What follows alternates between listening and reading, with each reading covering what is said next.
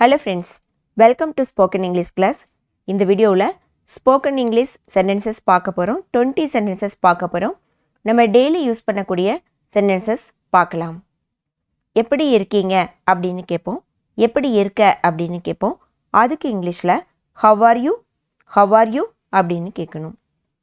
அதை புறக்கணிக்கவும், அதை பொருட்படுத்தாத, விட்டுரு அதை பொருட்படுத்தாத அப்படின்னு சொல்லுவோம். அதை கண்டுக்காத, அதை புறக்கணிச்சிரு அப்படின்னு சொல்கிறதுக்கு ignore it.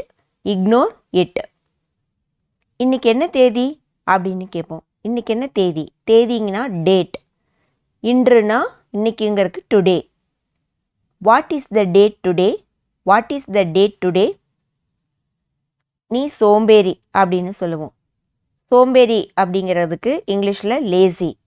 You are lazy. நீ சோம்பேறி. எப்படி போகிறது அப்படின்னு கேட்போம். how to go. அவர் அப்பாவி அப்படின்னு சொல்லுவோம். இல்லை அவன் ஒரு அப்பாவி அப்படின்னு சொல்லுவோம். he is innocent அப்படின்னா அப்பாவி. he is innocent.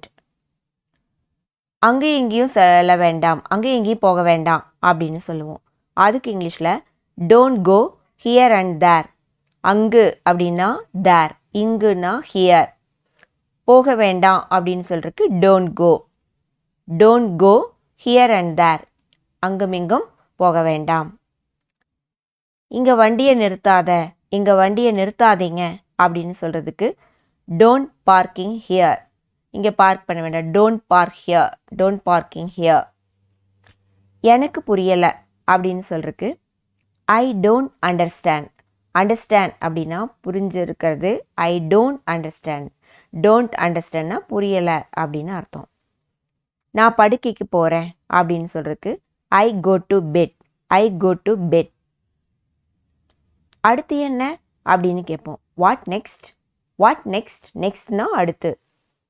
எனக்கு ஒரு உதவி தேவை அப்படின்னு சொல்கிறதுக்கு உதவினா ஹெல்ப். எனக்கு ஒரு உதவி தேவை. தேவைக்கு NEET. I need a help.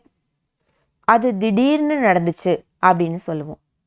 It happened suddenlyனா திடீர்னு அப்படின்னு அர்த்தம். happened நடந்தது. It happened suddenly. அது திடீர்னு நடந்தது. எனக்கு சமைக்க தெரியாது அப்படின்னு சொல்கிறதுக்கு I don't know how to cook. I don't knowனா எனக்கு தெரியாது. how to cook சமைக்கிறது எப்படின்னு எனக்கு தெரியாது. அவ தனியாக வந்தா அப்படின்னு சொல்லுவோம். தனியாக அப்படின்னா alone. she came அப்படின்னா அவள் வந்தாள். alone தனியாக.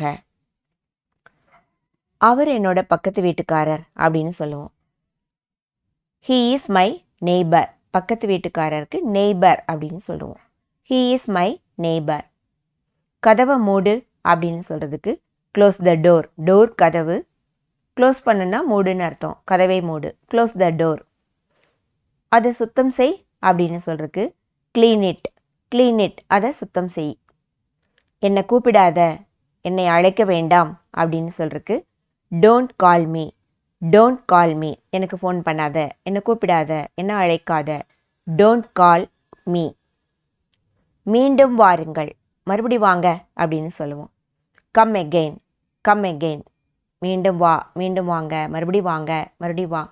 Come again. இந்த வீடியோவில் 20 sentences நம்ம பார்த்துருக்குறோம். இது எல்லாமே நம்ம டே டு டே லைஃப்பில் யூஸ் பண்ணக்கூடியது தான். சிச்சுவேஷன் வரும்போது இந்த சென்டென்ஸ் எல்லாம் நீங்கள் யூஸ் பண்ணிட்டு இருங்க. நெக்ஸ்ட் வீடியோவில் பார்க்கலாம். தேங்க்ஸ் ஃபார் வாட்சிங் திஸ் வீடியோ. தொடர்ந்து இது மாதிரி வீடியோ பார்க்குறதுக்கு நீங்கள் இன்னும் இந்த சேனலை சப்ஸ்கிரைப் செய்யாமல் இருந்தால் சப்ஸ்கிரைப் செஞ்சு பெல் பட்டனை அழுத்திக்கோங்க. தேங்க்யூ.